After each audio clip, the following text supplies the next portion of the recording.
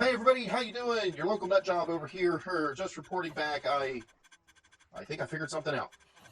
I think I did, and it's right back there. So I was working here in my workshop. All right, so short story. This is honestly won't be a long video, so stick around. Um, oh, this always gives me. Anyhow, so short story, long story short, I guess. So I was watching Hermitcraft, right, and it's definitely some very good entertainment on Hermitcraft. It always is. It's really good. But so here's the thing. I was watching Hermitcraft, and as you guys know, I have in the background there, beyond the cactus, you know that I have a zero-tick bamboo farm that powers my, well, it feeds my experience farm, right? So the zero-tick bamboo farm back there, and it's four zero-tick, well, it's essentially four zero-tick bamboo farms just all in one box, essentially. So that's a thing. And then, of course, the cactus farm back there, the cactus zero-tick farm that, you know, feeds the supply. So I was watching Hermitcraft, and I caught a glimpse, and I swear to God, I can't find the video that I saw again. Like, I don't know what video I was watching. I went looking back for it, and I can't find it. It's like, where'd it go? But whatever, I digress. So I caught a glimpse of somebody built, I think it was Iskel or somebody built a zero-tick farm that was tileable. And it involved some, you know, it involves some powered rails, it involves some observers, it involves some note blocks, and it was a sugarcane farm, and it looked like a tileable, shifty sand zero-tick farm. And I was like, oh, I was like, oh my God, that's a game changer, right? I've been trying to figure that out for a while, how to do that, but, so here's the idea. I was in my little laboratory playing around with how to make that happen, and I figured something out. So I'm gonna show you what I figured out because it's interesting. It really is. How you doing? Anyhow, yeah. So let's check this out. Here's what I got. This is four stalks. So technically it's four tiles, and this thing zero ticks. Now, if you guys are familiar with the zero-tick farms, then you know that for every single stalk, for every single bamboo stalk. Now, I don't have the harvester piston on here at this point in time. You know, whatever, no big deal. You just, slap a piston up over here. You can either run it on an observer or you can just run it on a clock. It doesn't matter. But you guys know that for the traditional, well, actually, I'll walk back here and I'll show you, right? So, oh, jeez, I just fell down here. Sorry, guys. Hold on. Just bear with me, because apparently I'm really bad at this. What's up, Skelly? I don't care about you. Go away. So, pardon me, it's going to get real noisy. So here's the thing. This is the normal zero-tick farm. So for every stalk, there's just one stalk in here, and I'll show you. That's one stalk. And for every stalk, you have to have 1, 2, 3, 4 extra pistons. It's 6 pistons plus the harvester, so that's 7 pistons total. 7 pistons per stall. Am I saying stall or stop? Stall. You gotta have an L. Oh, looks like this one needs to be reset. You gotta reset these things every now and again, because when the chunk loads, if you've been away for a while, the chunk loads and stuff happens. I'm gonna just quick gonna eat something here, because Scaly don't shot me. Anyhow, so for every single bamboo shoot, you gotta have, or for every single square, for zero-tick, you gotta have like 7 pistons. I only have 3 here. The actual active pistons, and then you would have a harvesting piston, right? Or if this was cactus, it would be, you wouldn't even need another piston. And here's the thing. This is using the torches, so you could put sand on this just as well as dirt. You know, I have the dirt here. I just happen to have it. It just happens to be what I was using. It's a lot easier to prototype these things with dirt because the sand just falls down everywhere when you're bugging stuff up. But anyhow, I'm going to prove this to you. It works. So here's what's happening. It uses the traditional zero-tick clock function where this torch powers this dot, and which soft powers this block, right, and then that powers this piston. Under normal circumstances, that would be fine. This piston would then operate on a 1-tick, plus whatever. But when you update this piston, and that's on the traditional zero-tick farm, that's what all those extra pistons are doing. They're updating this piston. When the when this piston gets updated by a surrounding block, it 0 ticks, which means it shoots out its block and it pulls back in within 1 tick. And when that happens, then it starts alternating. The sand shifts from one side to the other. It alternates which one of these dots it's going to power. Now, the reason that makes a difference is because it's a self-timing mechanism, right? So this block moves over, it cuts that torch off from this, or no, it creates the circuit because it's now soft-powering that block, which then powers this. So then you move it over here, it soft-powers this block, which moves. So it's a self-timing mechanism. It's like a camshaft in an engine. Well, here's the thing. I made this, and I was trying to do the whole note block thing and create a carryover, and I was like, it took me a couple hours of playing with it, and stuff wasn't quite working quite right. You'll see over here, literally, it's 1 block wide. I got myself stuck up in a little bit. So it's 1 block wide, so you see there's nothing over here but the torches. If you look up in there, there's the torches, right? In fact, this dirt doesn't need to be here, so we can actually walk around it.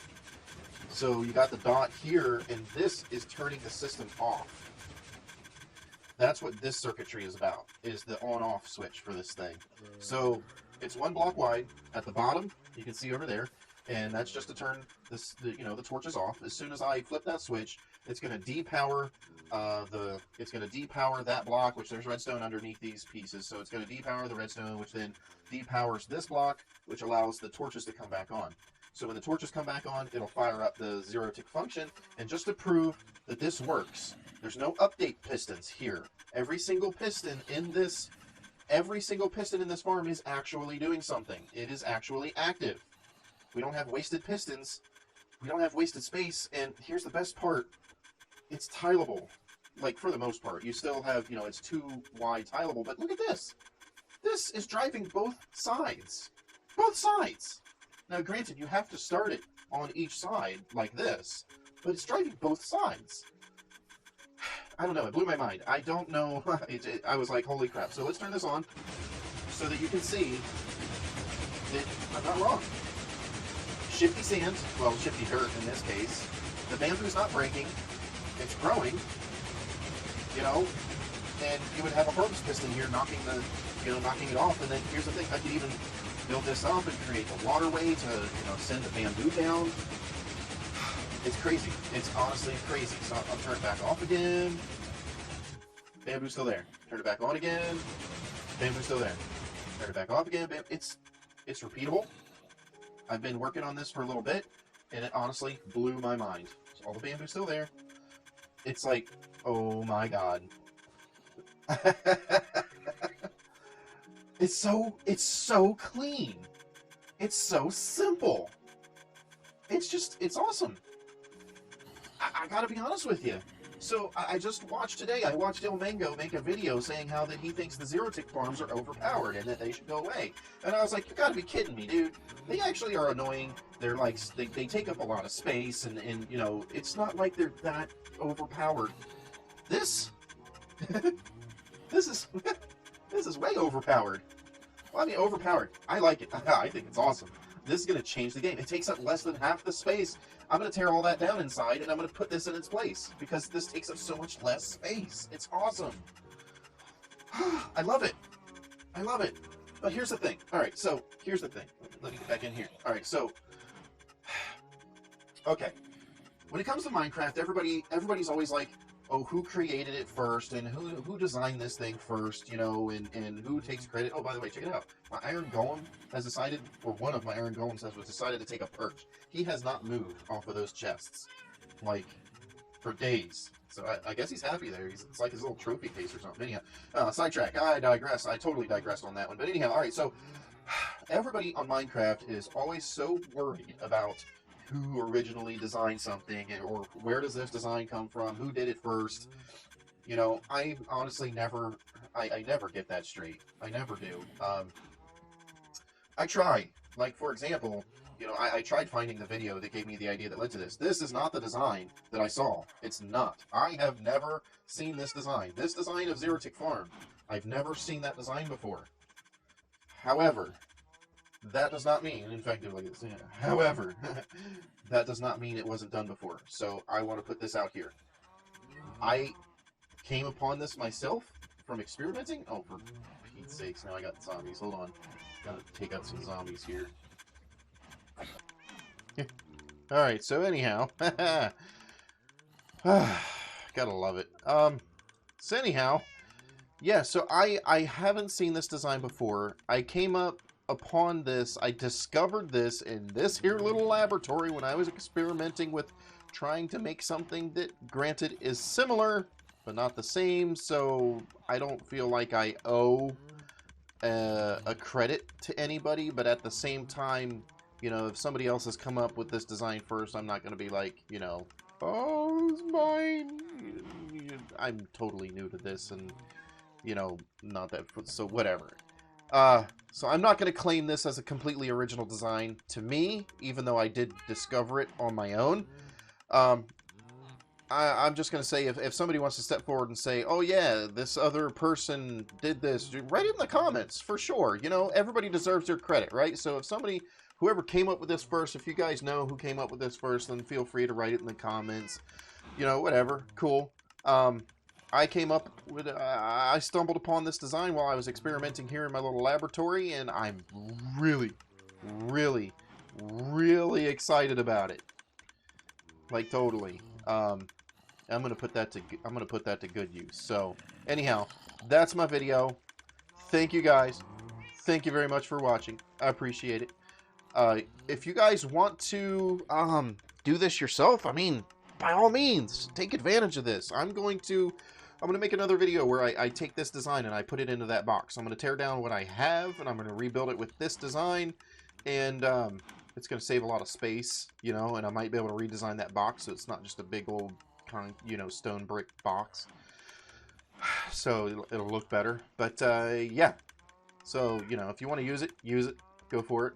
I'm going to do another video where I use it and actually add, like, delivery systems and transportation, item transportation to it and all. So, you know, as always, thank you very much for watching. I appreciate it. You know, don't forget to subscribe and you know, hit all the, you know, bell buttons and all that kind of stuff.